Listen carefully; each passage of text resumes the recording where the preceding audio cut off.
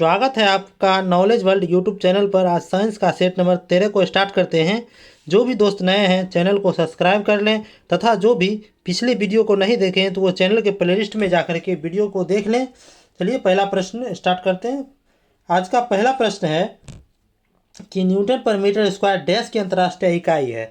देखिए ऑप्शन को देखते हैं। बल का ऐसा मात्रक न्यूटन होता है। और परनोद भी एक प्रकार का बल है जो कि रॉकेट के द्वारा नीचे की ओर लगाया जाता है, तो परनोद का भी इकाई क्या हो जाएगा? न्यूटन ही हो जाएगा। संवेग का ऐसा मात्रक होता है न्यूटन सेकेंड।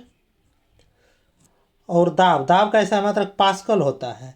जैसे कि दाब बराबर फॉर्मूला होता है बल बटा क्षेत्रफल, तो बल को हम लिखेंगे न्यूटन बटा क्षेत्रफल को मीटर स्क्वायर, यानी कि न्यूटन पर मीटर स्क्वायर होगा, जो कि ऑप्शन नंबर डी में दिया हुआ है कि न्यूटन पर मीटर स्क्वायर किसका इकाई है? तो ये जो है दाब का ऐसा मात्रक है न्यूटन पर मीटर स्क्वायर, या इसे पास्कल भी होता है दाब का ऐसा मात्रक। चलिए अगला प्रश्न है कि सूर्य को देखने के लिए किस यंत्र का प्रयोग किया जाता है? ऑप्शन ए है स्ट्रेबोस्कोप। स्ट्रेबोस्कोप से जो है शाफ्ट की गति को मापते हैं।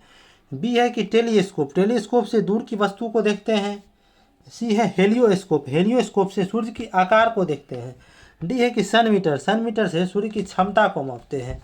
यहाँ बोल रहा है कि सूर्य को देखने के लिए किस यंत्र का प्रयोग किया जाता है, तो आंसर हो जाएगा हेलियोस्कोप, क्योंकि सन मीटर जो है सूर्य की क्षमता को मापते हैं, तो इसका उत्तर होगा ऑप्शन नंबर सी हेलियोस्कोप। चलिए अगला प्रश्न है कि प्रतिध्वनि क्या है? देखिए प्रतिध्वनि है कि ध्वनि के परावर्तन को ही हम प्रतिध्वनि कहते हैं। ठीक, तो इसका ऑप्शन नंबर ए में दिया हुआ है ध्वनि का परावर्तन, इसका सही उत्तर हो जाएगा। चलिए अगला प्रश्न है कि जहाज में क्या मापने के लिए इकोलोकेशन का उपयोग किया जाता है? इकोलोकेशन मतलब होता है कि ध्वनि के परावर्तन द्वारा लोकेशन का, किसी भी लोकेशन का जो है ध्वनि के परावर्तन के द्वारा पता लगाना इकोलोकेशन कहलाता है। तो जहाज में जो है ना पानी की गहराई को मापने के लिए इकोलोकेशन का प्रयोग किया जाता है। अगला प्रश्न है कि जब सीधे ऊपर की ओर फेंका गया पत्थर शीर्ष पर पहुंचता है तो इसका क्या होता है? देखिए जब कोई पत्थर को हम ऊपर फेंकते हैं तो ये शीर्ष पर जब पहुंचता है तो यहाँ उसका वेग जो है भी जो है अंतिम वेग 0 हो जाता है, और त्वरण जो है पृथ्वी के गुरुत्वीय त्वरण के बराबर हो जाता है, जो कि 9.8 मीटर पर सेकेंड स्क्वायर या 10 मीटर पर सेकेंड स्क्वायर होता है, जो कि ऑप्शन नंबर बी में दिया हुआ है। बी में दिया हुआ है कि वेग 0 हो जाता है तथा त्वरण लगभग 10 मीटर पर सेकेंड स्क्वायर होता है। चलिए अगला प्रश्न है कि एक ध्वनि स्रोत 400 हर्ट्ज आवृत्ति और 2.5 मीटर तरंगदैर्घ्य की तरंगों को भेजता है, तो ध्वनि तरंगे की चाल क्या होगी? देखिए फार्मूला होता है v बराबर एन लेमडा। यहाँ v जो है तरंगों की चाल होता है, n हो गया आवृत्ति, लेमडा हो गया तरंगदैर्घ्य। चलिए इस पर अब रखते हैं, तो v हमें निकालना है और n हमको 400 हर्ट्ज दिया है, यानी कि आवृत्ति 400 हर्ट्ज और तरंगदैर्घ्य 2.5 मीटर दिया हुआ है। चलिए इसको सॉल्व करेंगे तो आएगा 25 से 100 यानी 1000 मीटर पर सेकेंड आ जाएगा, तो ऑप्शन नंबर सी में दिया हुआ है। चलिए अगला प्रश्न है कि बीबी पारा क्या है? तो बीबी पारा क्या होता है? देखिए बीबी पारा को जरायुज भी कहते हैं। बीबी पारा वैसा जीव है जो कि पूर्ण विकसित बच्चा को पैदा करता है, उसे हम बीबी पारा कहते हैं। विकसित बच्चा वो होगा जिसमें लंग्स हो गया, हृदय हो गया, धमनी हो गया, सिरा, ये सब पूर्ण विकसित होगा, तो वो सब हो जाएगा विकसित बच्चा। तो ये क्या होगा? बीबी पारा क्या होगा? धमनियाँ जो कि जिंदा पैदा होती है। बीबी पारा में जो है धमनियाँ जो कि जिंदा पैदा होती है। चलिए अगला प्रश्न है कि कण विक्षोभ के प्रसार को की दिशा लंबवत ऊपर और नीचे दोलन करती है, तो यह किस प्रकार का तरंगों की चर्चा की गई है? देखिए तरंग दो प्रकार का होता है, एक होता है अनुदैर्घ्य तरंग, एक होता है अनुप्रस्थ तरंग।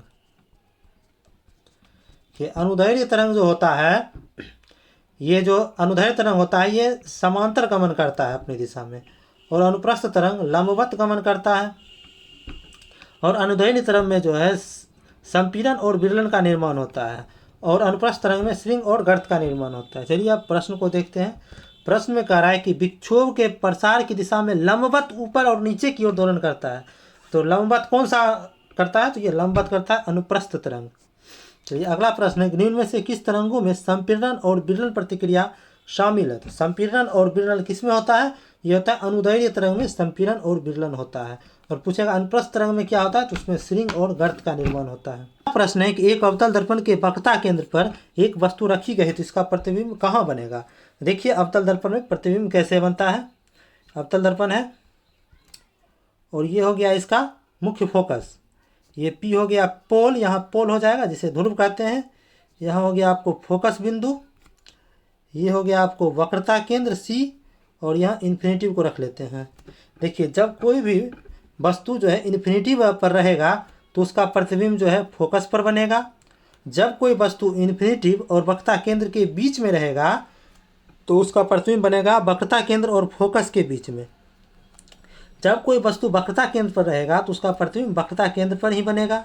जब कोई वस्तु वक्रता केंद्र और फोकस के बीच में रहेगा तो इसका प्रतिबिंब बनेगा वक्रता केंद्र और इन्फिनेटिव के बीच में बनेगा। जब कोई वस्तु फोकस पर रहेगा तो इसका प्रतिबिंब बनेगा इन्फिनेटिव पर, और जब कोई वस्तु इन्फिनेटिव और पोल यानी ध्रुव के बीच में रहेगा तो इसका प्रतिबिंब दर्पण के पीछे बनेगा। देखिए यहाँ हमको क्वेश्चन क्या पूछा है कि वक्रता केंद्र पर वस्तु है, तो जब वस्तु वक्रता केंद्र पर है तो इसका प्रतिबिंब भी वक्रता केंद्र पर ही बन जाता है। तो इसका उत्तर क्या हो जाएगा? ऑप्शन नंबर डी, वक्रता केंद्र पर। देखिए अगला प्रश्न है कि पानी से हाइड्रोजन को अलग करने की प्रक्रिया को क्या कहा जाता है। देखिए H2O है तो ये क्या बन जाता है? H प्लस और प्लस OH माइनस बन जाता है। ये क्या हुआ? विद्युत अपघट्य प्रक्रिया हो गया। जो कि अगला प्रश्न है कि निम्नलिखित में से कौन सा कारक वाष्पीकरण की दर को कम करता है। देखिए जहाँ पर तापमान ज़्यादा रहेगा वहाँ पर वाष्पीकरण तेज़ी से होगा, और तापमान कम रहेगा तो वाष्पीकरण धीरे धीरे होगा। देखिए ऑप्शन देखते हैं। ऑप्शन ए है तापमान में वृद्धि। जब तापमान में वृद्धि होगा तो जो है वाष्पीकरण और तेज ही हो जाएगा। जब नमी आएगा तो वाष्पीकरण की दर कम जाएगी, जो कि ऑप्शन नंबर बी में इसका दिया हुआ है, सही उत्तर हो जाएगा। चलिए अगला प्रश्न है कि शब्द परमाणु को किसने खोजा था। तो शब्द परमाणु यहाँ कहा है, तो शब्द परमाणु को खोजा है डेमोक्रिटस ने। जब हमसे पूछेगा कि पहला परमाणु सिद्धांत किसने दिया था, तो पहला परमाणु सिद्धांत दिया था डाल्टन ने। और जो यहाँ लेबोजियर है, तो लेबोजियर क्या है कि ये रसायन विज्ञान का जन्मदाता है, इसे फादर ऑफ केमिस्ट्री कहा जाता है। अगला प्रश्न है कि पिंच ब्लेड किससे संबंधित है। तो पिंच ब्लेड जो है ये यूरेनियम का अयस्क हो जाएगा। अगला प्रश्न है कि मकड़ियों में कितनी जोड़ी आंखें होती है। जोड़ी में पूछा है तो मकड़ी में 4 जोड़ी आंख होती है। अगर संख्या पूछेगा तो 4 दूनी 8 हो जाएगा। इसका उत्तर हो जाएगा ऑप्शन नंबर सी। चलिए अगला प्रश्न है कि अगर कोई सतत चाल से गति करती है तो उस पर कोई डैश ना लगा रहा हो तो क्या होगा? जब उस पर कोई बल ना लगा रहा हो। चलिए अगला प्रश्न है कि परमाणु से प्राप्त ऊर्जा को डैश कहते हैं। परमाणु से जब ऊर्जा प्राप्त होता है उसे हम नाभिकीय ऊर्जा कहते हैं। अगला प्रश्न है कि हेनरी बेकुरल इनमें से किसकी खोज से संबंध है। देखिए हेनरी बेकुरल जो है रेडियोधर्मिता की खोज किया था। ये आज का अंतिम प्रश्न था। अगर आपको इस वीडियो का PDF चाहिए तो आप हमारे टेलीग्राम चैनल से जुड़ जाएं, और जो भी दोस्त नए हैं चैनल को सब्सक्राइब कर लें। अंत तक बने रहने के लिए धन्यवाद। मिलते हैं अगले वीडियो में।